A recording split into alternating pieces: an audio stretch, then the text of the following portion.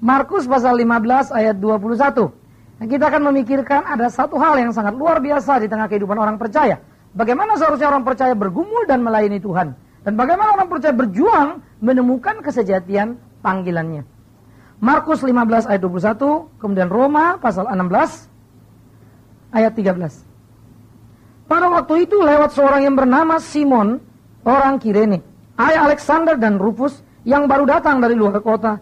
Dan orang itu mereka paksa untuk memikul salib Yesus. Kemudian kita membuka Roma pasal 16 ayat 13. Salam kepada Rufus, orang pilihan dalam Tuhan, dan salam kepada ibunya yang bagiku adalah juga ibu. Nah, dua bagian ini kita mau bicarakan, saudara. Yang pertama itu membicarakan Simon dari Kirene, pada Markus. Lalu nanti di Roma kita ketemu lagi. Ternyata anak daripada Simon, yaitu Rufus, menjadi pelayan Tuhan. Ini menarik untuk kita pikirkan. Saudara, siapakah Simon? Disebut Simon dari Kirene. Kirene adalah sebuah kota pelabuhan di daerah Afrika Utara, yang kemudian masuk di dalam kekuasaan Roma dan menjadi provinsi ke-74. Jadi waktu itu Roma sebagai penguasa, teritorialnya sangat luas. Coba kita bandingkan kira-kira Indonesia 33 provinsi ya. Nah ini 74, besar sekali begitu. Ya, tetapi itu ke-74 bukan terakhir loh, masih tambah-tambah lagi. Tetapi Kirene menjadi provinsi ke-74. Nah, di Kirene ada banyak juga orang-orang Yahudi tinggal yang disebut Yahudi diaspora. Diaspora itu perantauan, orang-orang yang merantau. Nah, orang-orang Yahudi diaspora itu seringkali pada hari Pentakosta selalu kembali ke Yerusalem. Itu nanti orang Kirene bisa kita lihat dalam Kisah Rasul pasal 2 ayat 10. Pada waktu peristiwa di mana kuasa Tuhan bekerja dan akhirnya orang berbahasa dari bahasa daerahnya masing-masing, termasuk dari Kirene. Jadi, Simon yang dari Kirene pada Kisah Rasul pasal 2 ayat 10 kita lihat menjadi Simon yang ternyata sering sekali pergi ke Yerusalem. Mengapa ke Yerusalem? Karena Yerusalem pusat peribadatan orang-orang Yahudi, hanya Yerusalem. Dan jadi bait Allah cuma ada satu di Yerusalem. Ya. Nah di sekitar yang lain itu bukan bait Allah, tetapi yang itu yang disebut sinagoge. Nah kalau dalam konteks Muslim mungkin ini pas benar, karena mereka memang mencontoh cara rumah ibadah Yahudi. Ya. Maka kalau saudara Muslim menyebutnya ada masjid raya, yang lain itu masjid-masjid biasa, sering disebut musola, lebih kecil lagi langgar begitu ya. Nah itu bagian kecil, jadi masjid raya cuma satu.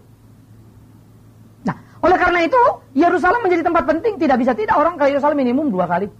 Ya, ada hari raya Pentakosta, terus hari raya Pondok Daun begitu. Itu ada beberapa raya besar, tapi minimal itu mereka harus datang, khususnya Pentakosta. Itu dianggap peristiwa penting begitu. Jadi pasti orang pergi ke sana. Nah, saudara kasih, orang-orang Yahudi diaspora ini bisa mudik nih setahun 2 kali untuk datang beribadah bersama-sama di Yerusalem. Ya. Nah, itu sebab juga di dalam kitab Injil Yohanes pasal 4, ketika perempuan Samaria bertemu Yesus, dia mengatakan apa? Kalian orang Yahudi berkata, Allah ada di Yerusalem, kami berkata di gunung ini. Tapi kemudian Yesus menjawab apa? Bukan di Yerusalem, bukan di gunung ini. Tetapi orang benar akan menyembah Allah dalam roh dan kebenaran. Roh maksudnya Allah tidak dikurung oleh ruang yang bernama Yerusalem ataupun bukit ini. Kebenaran artinya karena Allah adalah kebenaran pada dirinya. Seperti apa kita menyembah dia, seperti apa yang dia mau. It's not about us. Kalau ini kan orang Yahudi menurut dia Allah begini. Orang Samaria menurut dia Allah gini. No, kebenaran. Nah itu dihantam. Satu bilang Yerusalem, satu bilang di bukit. No, di dalam roh. Artinya Allah tidak dibatasi. Ya, jadi sangat menarik. Nah, oleh karena itu kita kembali kepada Simon dari Kirene. Saya sudah mendapat semacam satu gambaran bagaimana kehidupan orang-orang Israel itu. Maka Simon dari Kirene sebetulnya pada waktu itu ingin datang kembali dan beribadah ke Yerusalem. Tetapi apa yang terjadi, saudara? Pada waktu dia dikatakan datang ke Yerusalem, waktu itu justru waktu Yesus disalib. Sehingga arak-arakan itu sedang berjalan. Tentu saja Simon melihat ini menjadi pusat keramaian. Karena akhirnya keramaian di berbagai tempat berhenti semua. Ya, itu kan Jumat buru-buru. Karena nanti Sabtu sudah Sabat. Jadi cepat-cepat mesti diselesaikan. Nah akhirnya seluruh kota waktu itu sepi sekali. Karena semua berkonsentrasi melihat penyaliban Yesus. Antara pro dan kontra. Orang yang berbelas kasihan tentu pro kepada Yesus. Tetapi mereka yang marah seperti pemimpin agama tentu menjadi orang yang kontra. Tetapi orang yang tidak tahu apa-apa pun sangat tertarik untuk melihat. Karena Yesus pengaruhnya sangat besar sekali. Maka semua orang datang dan berkumpul. Pada waktu itu Simon melihat itu. Lalu dikatakan para tentara menangkap Simon dan memaksa Simon untuk memikul salib Yesus. Kenapa? Karena Yesus sudah tidak kuat. Secara fisik dia sudah jatuh bangun. Tetapi dia harus sampai ke sana. Maka itu dipaksa satu orang pikul salib ini. Saudara, nah mari kita mengenal Simon. Maka Simon digambarkan sebagai apa? Dari latar belakang yang tadi saya tunjukkan kepada saudara. Simon adalah seorang laki-laki beriman. Bagaimana kita tahu? Karena Simon selalu pergi untuk beribadah. Simon adalah laki-laki beribadah. Dari mana kita tahu? Karena dia pergi ke Yerusalem. Bagaimana kita tahu dia beriman dan beribadah? Karena anaknya pun ternyata menjadi anak yang takut akan Tuhan. Nanti kita akan ketemu, namanya Rufus. Jadi saudara, Simon adalah seorang yang beriman. Dan di dalam keberimanannya dia melakukan apa yang harus dilakukannya. Di dalam keberimanannya dia berani membayar apa yang harus dibayarnya. Kesulitan dari Kirene untuk pergi ke Yerusalem ditempuhnya. Dia mencari hidupnya, dia mencari makannya di Kirene. Tetapi demi kebenaran, demi keyakinan keimanan, dia pergi ke Yerusalem. Artinya dia seorang beriman di dalam konteks keyahudiannya. Dia seorang Yahudi yang baik. Dan untuk beribadah, ia tidak segan-segan melakukan perjalanan panjang itu. Ia tidak segan-segan mengeluarkan tenaga. Ia tidak segan-segan menghabiskan waktu untuk pergi beribadah. Dan dilakukannya dengan cara yang cukup baik. Ya. Simon pergi. Maka Simon adalah satu di antara beberapa orang Yahudi diaspora yang sangat taat di dalam beriman, yang sangat taat di dalam beribadah, yang sangat taat dalam menjalankan apa yang ditetapkan, apa yang diajarkan oleh Taurat. Mereka lakukan, ya, menjadi sangat menarik. Nah, oleh karena itu apa yang dikerjakan oleh Simon itu harus kita perhatikan baik-baik. Kemudian saudara, apa yang kita lihat? Simon adalah orang yang beruntung karena boleh memikul salib Kristus. Loh, kok beruntung? Dia kan dipaksa. Sebetulnya dia tidak mau untuk memikul salib. Seharusnya tidak ada di situ. Mungkin bagi dia itu semacam kesialan. Tetapi saudara, mari kita mulai dilihat dan memperhatikan baik-baik. Seluruh simbol-simbol di dalam perjalanan Kristus tidak ada yang tanpa makna. Coba saudara pikir, siapa pemberi persembahan paling baik dalam perjanjian baru? Janda miskin. Penginjil mana yang paling hebat dalam perjanjian baru? Perempuan Samaria. Karena menginjil satu kampung langsung tobat. Pernah perhatikan itu? Anda pasti akan berpikir rasul-rasul begitu ya. Saya lagi bicara pra kematian Kristus. Ya. Siapa yang diselamatkan Yesus di atas kayu salib? Penyamun. Siapa yang memikul salib? Orang yang beriman. Namanya Simon. Saudara tahu? Kenapa ya nggak dibalik? Simon kayak yang tergantung. Kenapa harus penjahat itu? Karena orang jahat butuh penebusan dosa. Tetapi orang baik harus mau pikul salib. Orang benar harus pikul salib. Orang berdosa perlu keselamatan yang baik. Dan Tuhan berikan di atas bukit Golgota. Tetapi Simon sebagai orang beriman beribadah perlu belajar pikul salib. Sehingga di dalam keterpaksaan Simon dilibatkan di dalam kasih karunia. Sehingga waktu dia terpaksa memikul salib, di situ justru dia menikmati salib bekerja di dalam dirinya. Salib bekerja di dalam hidupnya. Tidak ada di antara kita siapapun yang pernah ikut Yesus dengan sadar. Tidak ada di antara kita siapapun dengan rela ikut Yesus. Semua kita dulu musuh Kristus. Semua kita dulu orang berdosa. Sampai kepada titik pertobatan di mana Tuhan memanggil kita. Itu sebab Alkitab berkata lewat Paulus dalam kitab Roma. Tidak ada satupun yang benar, seorang pun tidak. Tidak ada satupun orang yang baik, seorang pun tidak. Tidak ada satupun berakal budi, seorang pun tidak. Dan tidak ada satu orang pun yang mencari Allah. Itu kata Paulus. Lalu Yesus juga berkata, bukan kalian yang mencari aku, tetapi aku yang mencari kalian. Pertemuan dengan Tuhan tidak pernah kita lakukan dalam kerelaan. Sampai kita mengenal dia. Pertemuan dengan Tuhan adalah sebuah paksaan dalam tanda petik dari surga yang menarik kita masuk dalam persekutuan itu. Maka beruntunglah orang yang dipaksa oleh Tuhan bertemu dengan Tuhan. Karena sebetulnya Tuhan menghina dirinya untuk mau ketemu kita. Loh betul toh? Dia sangat mulia mau ketemu kita yang hina. Ya kok mau-maunya. Jadi beruntung kita dipaksa Tuhan. Maka hari ini kita melihat di dalam bacaan kita, Simon dipaksa. Itu menjadi sebuah panggilan. Mula-mula terpaksa.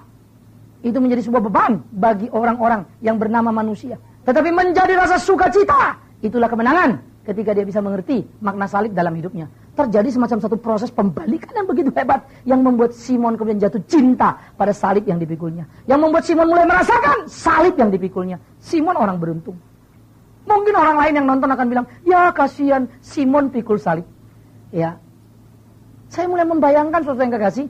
Pada waktu perempuan-perempuan Yerusalem menangis, Yesus mau disalib. Yesus bilang apa? Jangan kalian tangisi aku. Tangisi apa? Dirimu sendiri. Tapi Simon lain. Simon diajak masuk dalam penderitaan. Perhatikan, perempuan Samaria tidak dipaksa memikul salib. Tapi mereka kasihan pada Yesus yang mau disalib. Dan berkata kasihan. Nangis. Tetapi bilang jangan menangis untukku. Tapi menangis untuk dirimu. Simon lain. Simon tidak menangis. Tapi Simon dibawa masuk terpaksa tadi itu, memikul salib. Tetapi justru dia mengalami sukacita. Saudara bisa mengerti? Ini gambaran yang selalu paradoks daripada sebuah perjalanan salib. Maka disitulah Simon menemukan kesejatian keimanannya sebagai seorang Kristen yang luar biasa. Ya, pada waktu saya memimpin rombongan pergi ke Israel, dan saya agak getol belakangan ini ke sana karena terlalu banyak yang belum selesai saya pelajarin. Ya, sampai nanti selesai belajar ya sudah, begitu. Jadi saya suka diminta mimpin rombongan dalam rangka saya mau belajar dan mengajar. Ya, saya biblical is okay, saya belajar banyak. Tapi geografis saya kan harus datang di sana. Lihat kayak apa sih? Maka terkejut dan tersentaklah. Maka kalau kita melihat sebetulnya tata letak daripada Yerusalem yang tidak terlalu jauh-jauh amat. Jarak-jarak yang sebetulnya cukup pendek-pendek begitu ya. Lalu kita mulai membayangkan bagaimana semua itu terjadi. Sesuatu yang sebetulnya terkomunikasikan pasti dengan cepat. Karena tidak terlalu lebar. Maka apapun yang terjadi di Yerusalem semua orang tahu.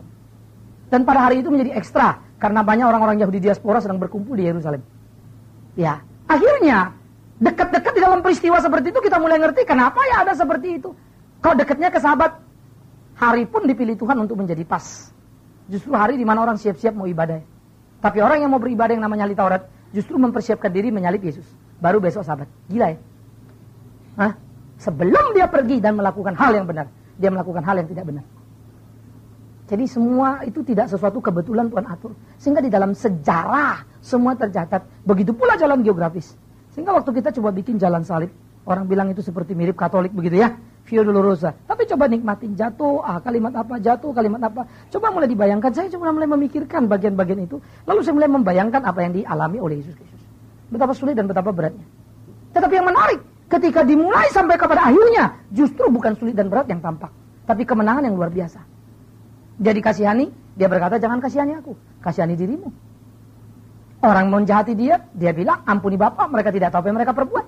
Dia disalib menuju kepada kematian, justru dia berkata, sekarang engkau di Firdaus pada penyamun yang di sampingnya. Di mana kekalahannya? Di mana kedukaannya? Maka tersentaklah saya. Justru yang tidak tersaliblah yang kalah. Justru yang tidak tersaliblah yang lemah. Justru yang tidak tersaliblah yang tidak berdaya. Karena itu, beruntunglah Simon, karena dia memikul salib. Beruntunglah Simon, karena dia memikul salib. Dalam kacamata kita tentu kasihanlah Simon karena dipaksa memikul salib. Maafkan saya. No. Beruntung dia dilibatkan dalam karya besar. Sehingga tiap kali engkau berbicara, Yesus dibawa ke salib, tiap kali engkau harus mengingat Simon dari Kirene. Tetapi tentu saja ini tidak menjadi penting. Ini tidak menjadi perlu. Kalau saja tidak ada sejarah yang mengikutinya. Tetapi kemudian ada sejarah mengikutinya di dalam perjalanan waktu itu. Yaitu keluarga dari Simon dari Kirene. Maka pada waktu itu dikatakan Paulus menulis surat kepada orang-orang di Roma, saudara-saudara di Roma, maka dia menyebut kepada Rufus, orang pilihan Allah, dan kepada ibunya yang juga adalah ibuku. Maka kita melihat saudara, istri daripada Simon dianggap ibu oleh Paulus. Kalau ada orang yang namanya Rasul Paulus menganggap seorang wanita yang tua sebagai ibunya, tahulah kita betapa ada kedekatan batin yang luar biasa. Tahulah kita ada sesuatu yang pada diri Paulus menilai layaklah ibu ini menjadi ibuku. Pasti dia bukan ibu yang jahat. Pasti dia ibu yang baik.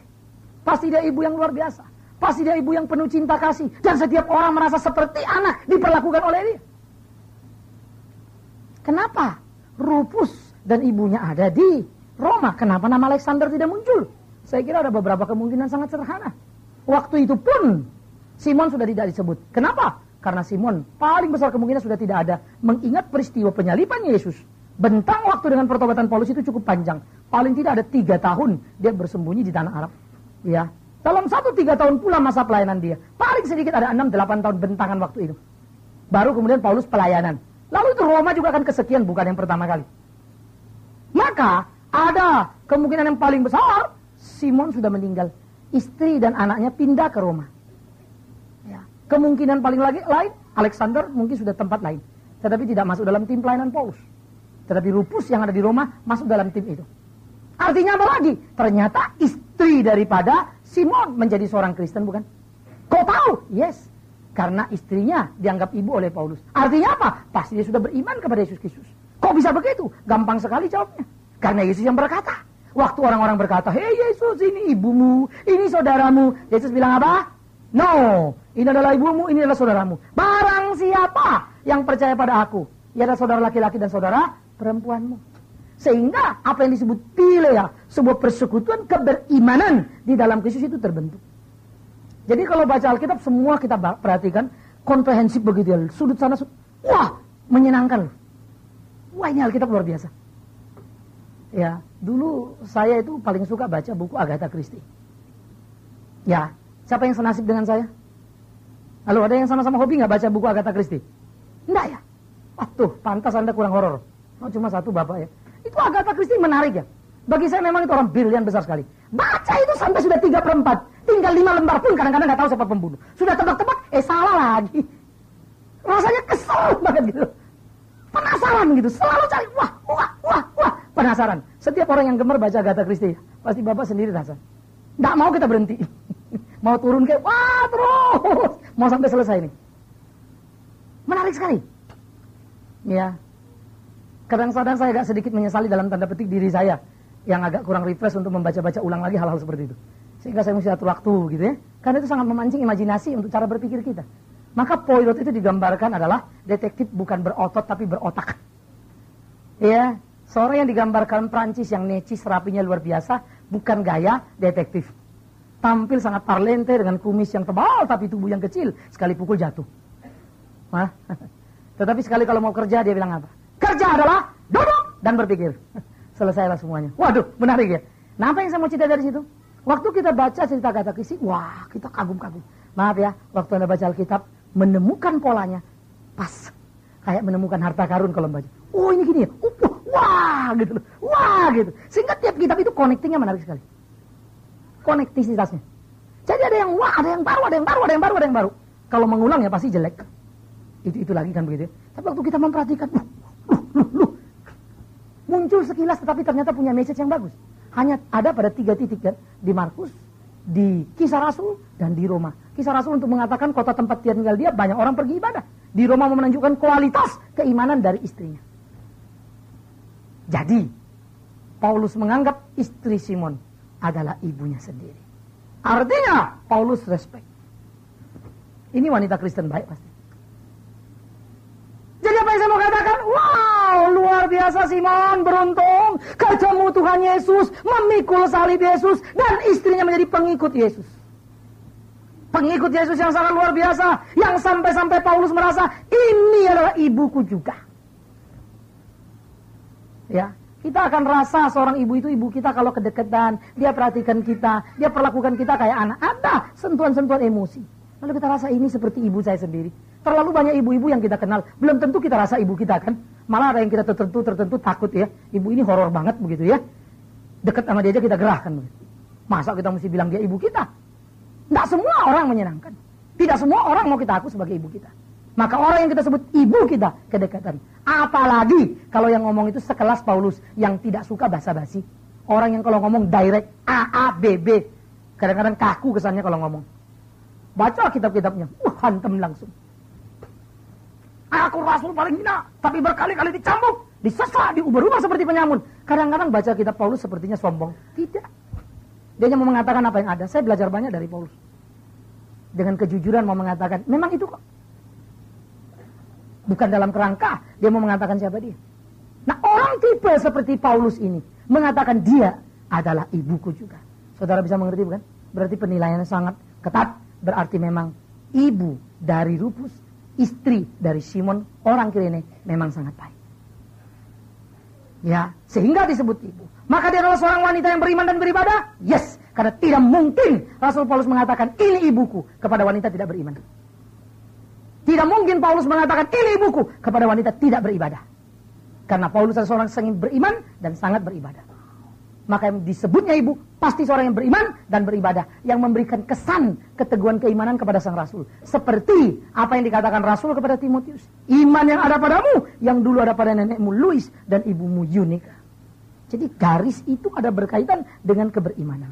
Apa yang ada pada keluarga Simon menarik. Karena Rufus anaknya disebut orang pilihan oleh Rasul Paulus. Saya tidak tahu kenapa disebut orang pilihan. Memang secara umum di dalam kitab Roma, ya orang pilihan toh di dalam kitab-kitab itu biasa ya. Semua kita juga sebut orang pilihan. Tetapi Kalau saudara memperhatikan secara spesifik di dalam kitab Roma, ya. Coba kita perhatikan salam-salamnya dulu ya. Kalau ayat 3, salam pada Priska Aquila, teman sekerjaku dalam Kristus Yesus. Begitu kan ya. Terus salam kepada ayat 5. Epenetus, saudara yang kukasihi, buah pertama dalam pelayanan Asia, kan gitu ya. Salam pada Maria yang sudah bekerja keras. Terus gitu ya. Salam ayat 8. Ampialatus yang kukasihi. 9 kepada Urbanus teman sekerja. Ya. Terus 10 Apelas yang tahan uji. Terus ya. Ayat 11 lagi teman sebangsa. Begitu kan ya. Terus 12 Trifena Trifosa yang bekerja membanting tulang dalam pelayanan. Persis yang kukasihi yang juga bekerja banting tulang. Lalu salam pada Rufus orang pilihan dalam Tuhan. Kenapa jadi berubah ya? Saudara lagi saya mengerti ya. Waktu kita baca Alkitab, ada kalimat, loh ini kok jadi lainnya? Kok bukan bilang salam kepada Rufus temanku yang rajin, atau salam kepada Rufus temanku yang berjeripaya, atau salam pada Rufus yang kemarin mengambil perkamenku yang ketinggalan dan membantu aku, menghibur aku waktu di penjara. No, salam kepada Rufus orang pilihan Allah. Ada apa? Ini menurut saya. Sekali lagi saya katakan menurut saya. Saya tidak tahu detailnya karena memang informasinya sangat minim. Tetapi kuatnya kesan saya kepada Simon orang Kirene waktu memikul salib, pasti Paulus tahu cerita itu. Ya, pasti Paulus tahu cerita itu. Maka menyebut istri dari Simon ibuku juga. Dan menyebut Simon orang pilihan Tuhan. Saya kira waktu tekanan itu disampaikan kepada Simon, kepada Rufus, mau mengenang bagaimana Tuhan menangkap keluarga ini. Lewat Simon, sang bapak yang memikul salib. Maka istilah orang pilihan menjadi orang yang spesifik, yang dikerjakan dan digarap. Semua kita dipilih Tuhan. Tetapi tidak bisa kita bantah. Ada keunikan orang lain dalam pemilihan. Tuhan pelihara kita, anak Tuhan, Tuhan pilih kita. Tapi ya kita tidak sekelas satu sama Musa. Ya kan ya? Dalam sebagai pilihan ke surga, kita sama. Tapi dalam pilihan kepercayaan tugas, kita beda. Ya, Musa jauh lebih tinggi dari kita. Mana kita bisa samakan diri dengan Yohanes Pembaptis? Walaupun nanti sama-sama anak Tuhan, sama-sama masuk surga. Ya, itu pun kalau semua kita masuk surga ya. Nah, jadi kalau mau dipikir-pikir dari sudut itu, apa yang mau dikatakan orang pilihan Tuhan? Maka saya lebih menangkap spesifikasi yang ada tertempel di benak Paulus tentang orang tua Rufus, yaitu Simon yang memikul salib. Karena seperti saya bilang tadi, tidak ada dua orang Simon yang memikul salib. Just one Simon dari Kirene. Tidak ada dua orang Maria yang melahirkan Kristus. Just one Maria. Tidak ada dua orang yang diselamatkan di atas kayu salib secara langsung. Hanya satu, penyamun itu. Maka itulah bagian-bagian satu-satu dalam satu peristiwa besar yang tidak mungkin diulang kembali. Ya, ada spesifikasi.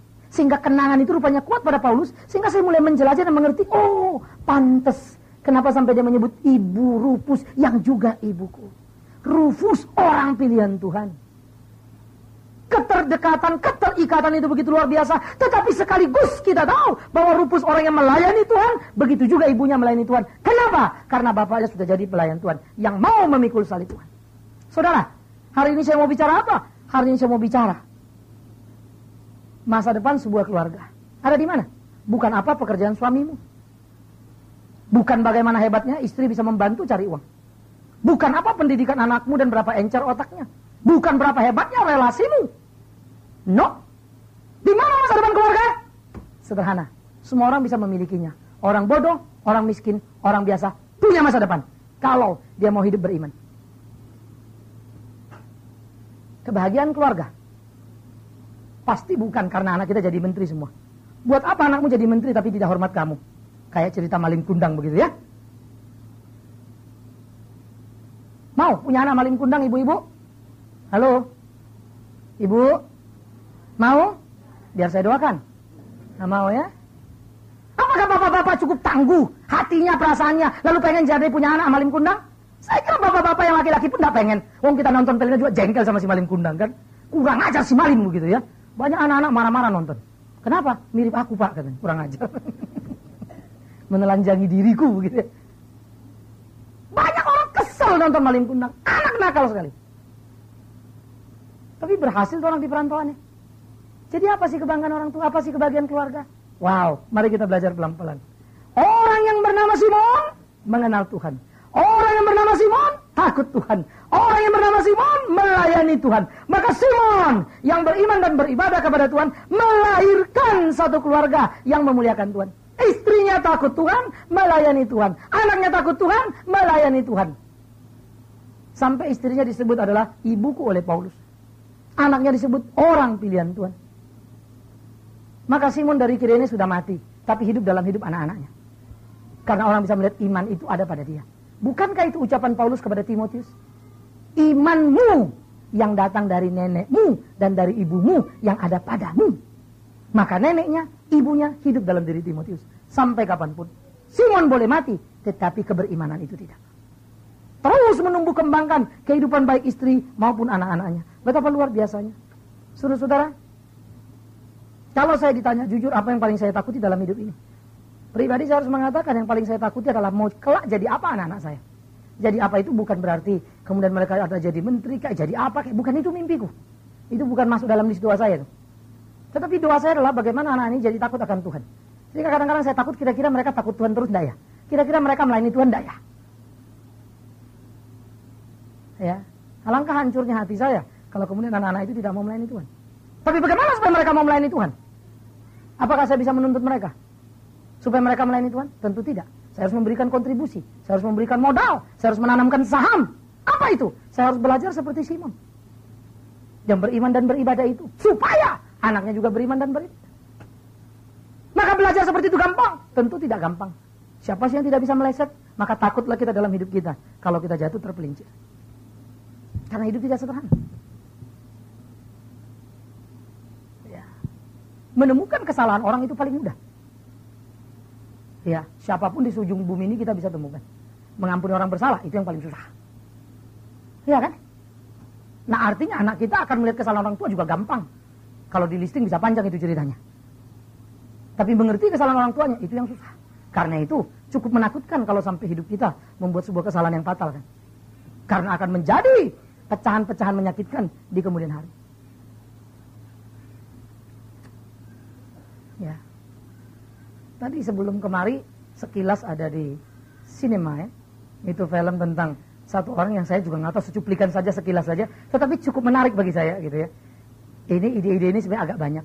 Jadi dia itu sebetulnya orang tinggal di Amerika dengan segala kebebasan, tapi ternyata punya darah bangsawan dia nggak ngerti. Lalu diangkatlah jadi raja di Inggris begitu. Tapi kemudian jadi raja yang ngawur, nggak karu-karuan.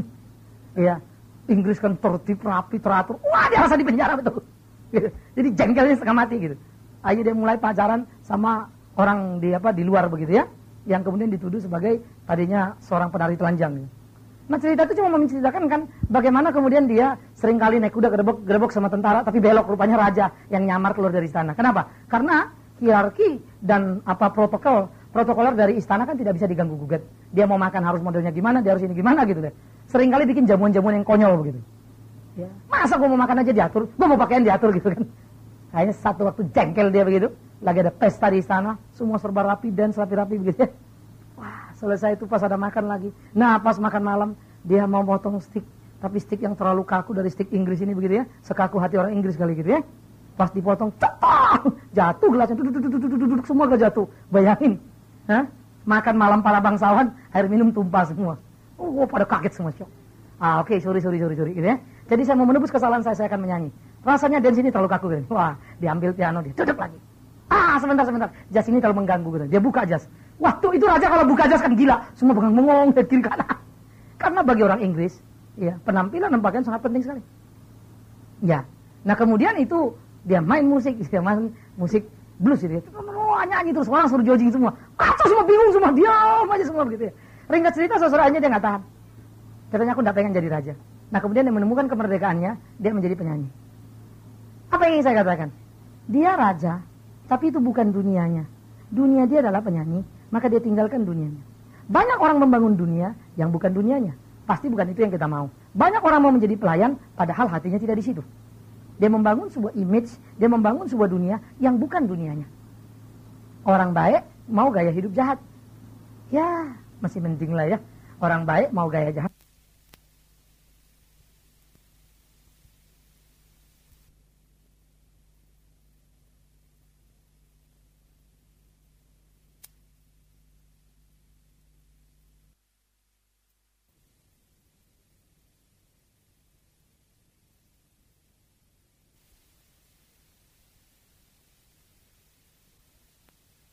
Ya, masih penting lah ya. Orang baik mau gaya jahat, ya baliknya kan ke baik gitu ya. Tapi kalau orang jahat mau hidup kayak orang baik, akan pusing kita. Balik-balik, ya pasti jahat. Bisa mengerti. Maka kalau mau menciptakan format hidup yang melayani, pasti gampang. Mari kita semua beraktivitas. Just that. Ayo kita lakukan apa yang harus kita lakukan sebagai orang Kristen. Kan beraktivitas. Mari kita suruh anak-anak kita kebaktian. Kan kebaktian. Tentu bukan itu yang kita mau kan. Keoriginalannya kan. Keutuhannya kan. Panggilan hatinya kan. Nah itu yang didapat Rufus ketika memikul salib Simon. Lalu turun kepada anaknya Rufus. Dan dirasakan istrinya. Dan satu keluarga itu memuliakan Tuhan. Jadi berapa indahnya kebahagiaan keluarga adalah bagaimana ketika keluarga merasakan sebuah panggilan dalam melayani Tuhan. Nah panggilan itu kan mesti disadari masing-masing. Tidak bisa diwariskan, tidak bisa dipaksakan. Maka tadi saya sebut, saya takut kalau anak saya ini tidak takut Tuhan betul-betul. Tapi kalau membuat aktivitasnya gampang. Saya paksa nyanyi, pasti dia nyanyi. Mana berani dia lawan bapaknya? Nyanyi, nyanyi. Ya Tuhanku, aku mengasihimu. Tapi hatinya jongkol sama bapaknya gitu ya. Ini kan parah ya. Tapi dia memenuhi order bapaknya bisa. Happy? Enggak. Jadi panggilan kepada Simon mengubah istri. Panggilan kepada Simon mengubah Rufus. Panggilan kepada Simon membawa keluarganya beriman sama kepada Tuhan yang sama dengan hati yang sama. Panggilan. Dan bukan model. Dan bukan sebuah keterpaksaan. Bukan karena sebuah peraturan. Wah itu yang paling sulit saudaraku. Karena itulah pertemuan kita dengan Tuhan sebagai orang tua harus terus-menerus kita gumuli. Harus terus-menerus kita evaluasi. Sehingga kemurnian hubungan menjadi penting. Tiap manusia pasti punya kelemahan. Tetapi kemurnian berhubungan dengan Tuhan itu yang paling penting. Saya pikir ini mesti kita renungkan sama-sama. Ya, sehingga kebahagiaan keluarga adalah bersama ketika beriman sama kepada Tuhan yang sama dengan hati yang sama. Artinya sebuah keutuhan di dalam panggilan. Apa yang paling menyenangkan dari sebuah keluarga? Kesenangan dan kenikmatan dalam sebuah keluarga adalah ketika bersama-sama beriman sama pada Tuhan yang sama dengan hati yang sama. Dan yang kedua, bersama-sama melayani Tuhan di dalam kehidupannya. Ya, alangkah indahnya kalau kemudian kita hidup dalam hidup kita. Bagaimana kita melakukan seluruh kegiatan pelayanan kita di dalam kita mau memuliakan Tuhan kita. Maka terlibatlah seluruh anggota keluarga. Dan saya kira kalau keluarga mempunyai kesadaran, pelayanan lebih penting dari apapun juga, maka dia akan menomorsatukan pelayanan. Dan tidak akan mengorbankan pelayanan karena yang lain-lain. Maka perbaikan harus dilakukan, tetapi pelayanan harus diutamakan. Dan saya pikir ini menjadi penting dalam hidup kita. Maka bersama-sama, bagaimana kita melayani Tuhan, itu menjadi sangat penting sekali. Nah, karena itu, kita harus memperhatikan pula pola hidup di tengah-tengah keluarga kita. Bagaimana kita membawa anak-anak itu mengenal Tuhan di dalam kehidupan. Supaya mereka mengerti akan kebenaran. Bagaimana membawa anak-anak itu mengerti cinta kasih Tuhan. Ya. Supaya mereka belajar mengerti kebenaran. Di usia mereka sejak ini. Maka itu jadi tanggung jawab orang tua. Itu sebab sekolah minggu menjadi pusat pembinaan. Di mana anak bertumbuh dalam iman percaya. Sekolah minggu bukan tempat penitipan anak. Supaya bapak emak bisa beribadah. Kan tidak begitu. Anak kita taruh di sekolah minggu, mereka diajar. Mereka belajar mengerti kebenaran. Dari situ mereka bertumbuh. Kita belajar mengerti kebenaran. Maka dua kelompok dalam usia berbeda bertemu dalam mengerti kebenaran. Maka itu menjadi keluarga yang membahagiakan. Karena percaya, kalau anak kita beriman baik, beribadah baik, hidupnya baik. Saya selalu suka tanya, kira-kira orang baik, kerjanya baik apa nggak baik ya? Pasti kerja baik. Kalau belajar baik apa nggak baik? Pasti belajar baik. Tanggung jawab baik apa nggak baik? Pasti tanggung jawab baik. Kalau tanggung jawab baik, kerja baik, belajar baik. Hidupnya baik enggak? Ya pasti baik. Jadi mau bikin baik, gampang. Ajar anak beriman dan beribadah. Bukan berapa tinggi sekolahnya. No. Ini tentang imannya ini. Yang sekarang justru diabaikan di Amerika. Sehingga tahun 60-70 Amerika nangis. Lost generation. Itu generasi X. Babak belur. 92.000 hancur lagi. Dengan net generation. Net dari internet. Kalau generasi 60-70-an hancur dalam pesta pora, dikenal hippies, lalu angkatan-angkatan muda yang kerjanya gila-gilaan workaholic disebut kelompok UP. Maka tahun 90-an hancur lagi. Net internet bukan saja pesta pora, bukan saja hura-hura, tapi generasi asosial. Masuk dalam dunia maya yang disebut mayantara. Dunia internet yang kayaknya betul, tapi enggak. Jadi ya, anak-anak sekarang banyak chatting, ketemu 2 kali kawin. Is it true? Nggak cocok, bisa lagi. Jadi dia membayangkan pasangannya seperti yang di chatting. Padahal di chatting apa juga bisa berubah. Aslinya kan lain. Ya. Sehingga chatting kan hanya iklan. Bukan realita. Tapi dunianya maya sekali. Sepertinya itu betul. Yang lain jadi salah. Serem sekali saudara. Anda mau berdiskusi dengan zaman ini, maafkan saya, terlalu sulit. Jadi zaman di mana anak-anak menjadi liar. Kenapa? Saya jawab gampang kok. Kita terlambat, kita gagal memprotek anak kita dengan kebenaran firman Tuhan. Kalau dengan cambuk saja, maka kalau kau tidak takut, anakmu lepas hanya satu. Kalau kau mengajar dia beriman teguh dalam hidupnya, kamu tidak perlu takut untuk melepas anak itu. Maka anak itu akan hidup di dalam takut akan Tuhan, memuliakan Tuhan, melakukan kehendak Tuhan. Ya. Jadi sekali lagi tidak penting berapa tinggi pendidikan kita, berapa jauh, berapa hebatnya kita. Tapi penting untuk menggugat seberapa berimannya kita pada Tuhan kita. Dan bagaimana kita membawa anak-anak kita takut akan dia. Karena kebahagiaan keberhasilan sebuah keluarga adalah ketika bersama, beriman sama pada Tuhan yang sama dengan hati yang sama. Dan bersama-sama melayani Tuhan. Itu sebab menarik. Ketika dalam konsep pernikahan Tuhan mengatakan apa? Pria dan wanita itu akan meninggalkan orang tuanya, lalu menjadi satu. Tidak lagi disebut dua. Kesatuan. Maka orang tua yang satu ini punya anak. Satu keluarga.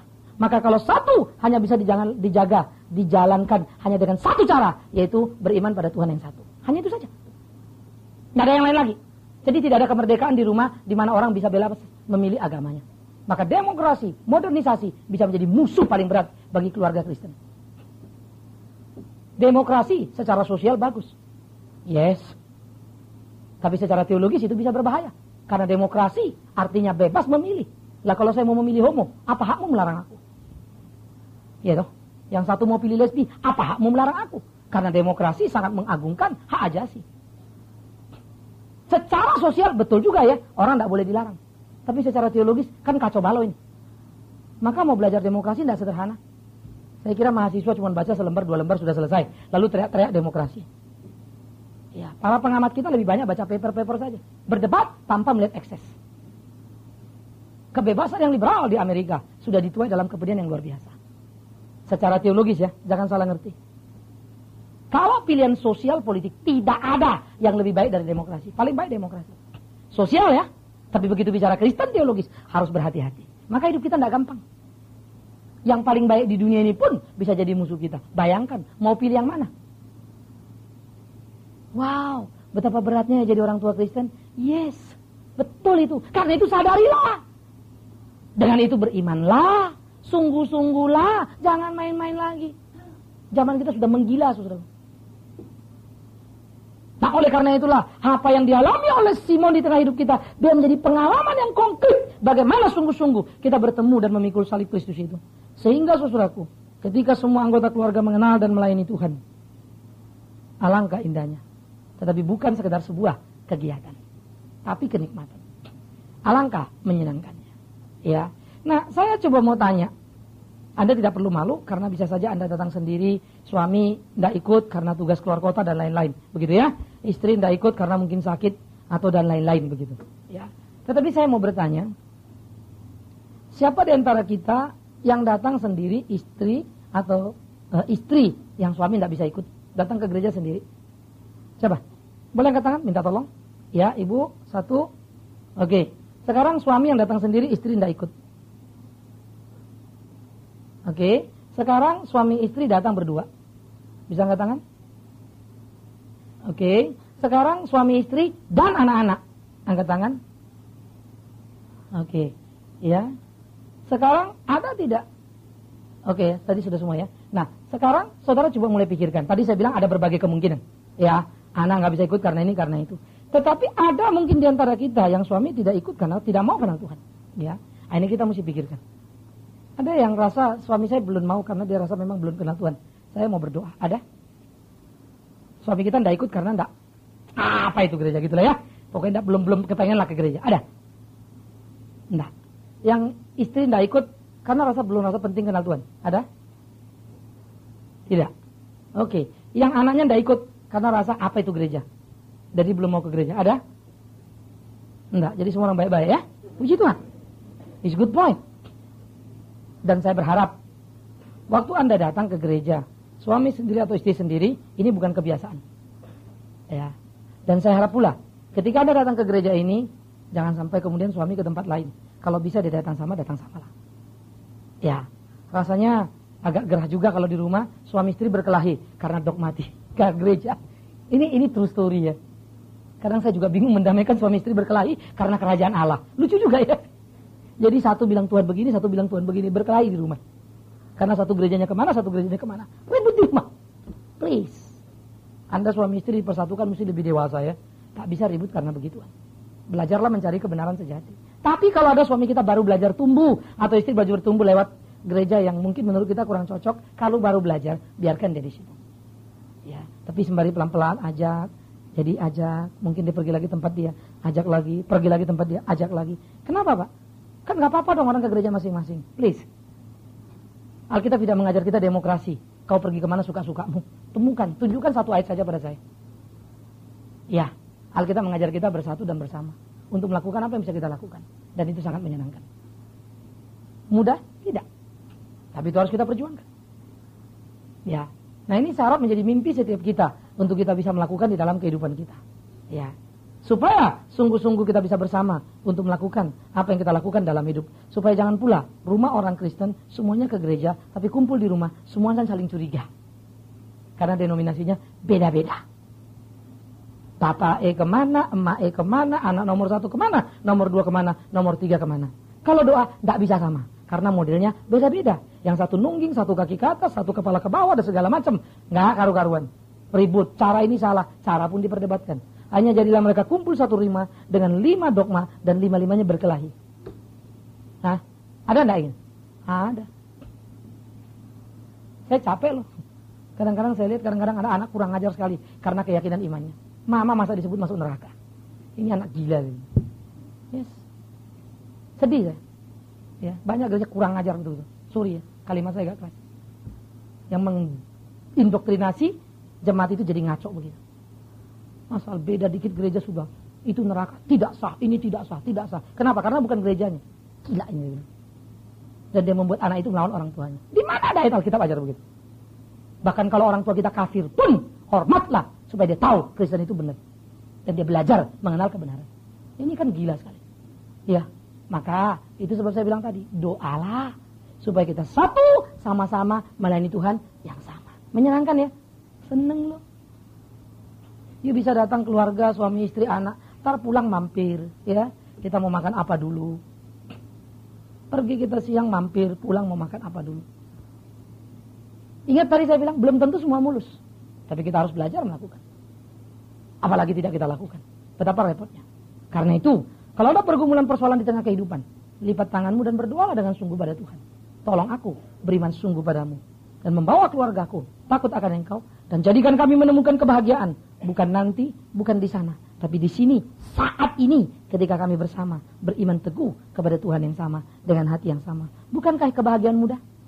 Bukankah kebahagiaan indah? Bukankah kebahagiaan sederhana? Maka semua kita bisa. Persoalannya cuma satu. Berimankah kita kepada Kristus? Maukah kita memikul salibnya? Berjalan dengan dia? Maka bahagialah hidup kita.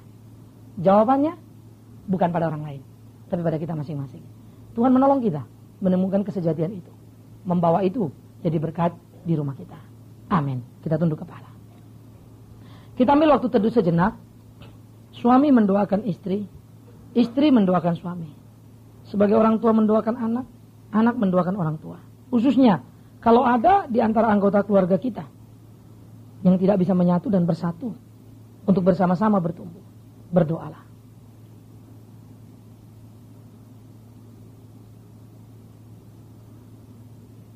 Kalau kemudian ada anggota keluarga kita melayani di gereja yang berbeda, tapi tiba di rumah, yang terjadi justru perdebatan yang tidak mengenakan.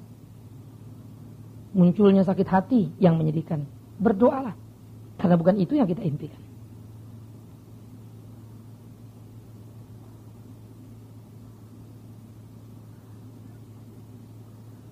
Kalau kita baru memulainya dan sedang belajar untuk melakukannya, berdoalah supaya Tuhan kuatkan dan berikan kita kesetiaan.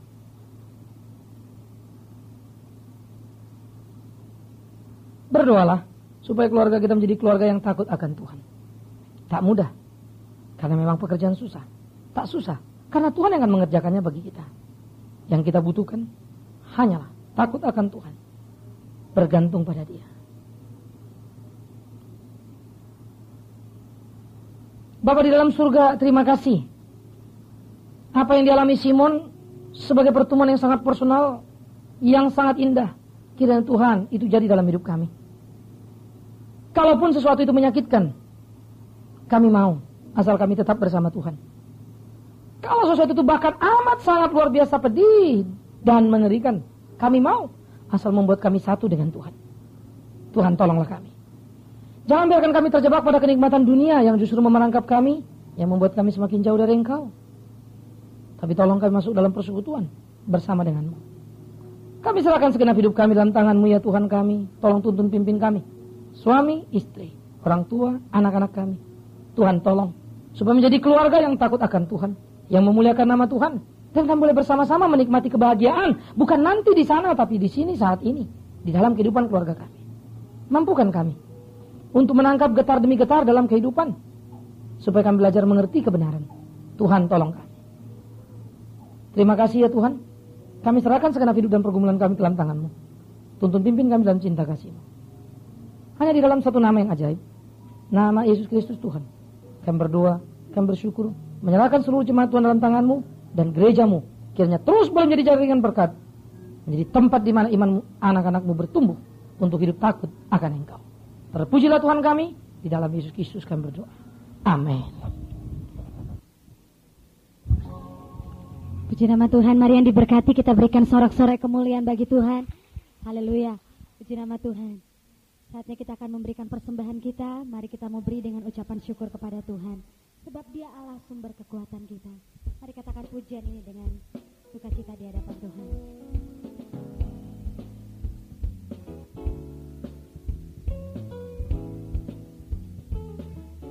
Bersama-sama katakan, hanya Kau milikku di surga, tiada yang ku ingini di bumi, hanya Kau. Tak ku andalkan kekuatanku,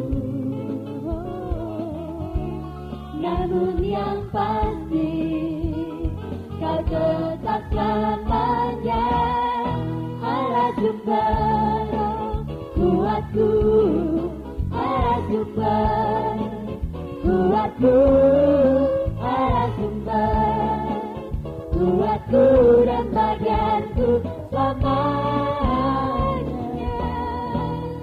selamanya. Yakini pujian ini, katakan hanya Yesus milik kita di surga. Oh, hanya Kau milikku di surga, tiada yang ku ingini di bumi, hanya Kau. Aku andalkan, oh, kekuatanku, namun yang pasti Kau tetap selamanya Allah sumber kuatku, Allah sumber kuatku, Allah sumber kuatku dan bagianku selamanya. Kita bangkit berdiri bersama katakan, Allah sumber kuatku, Allah sumber kuatku, Allah sumber kuatku dan bagianku selamanya, selamanya, selamanya.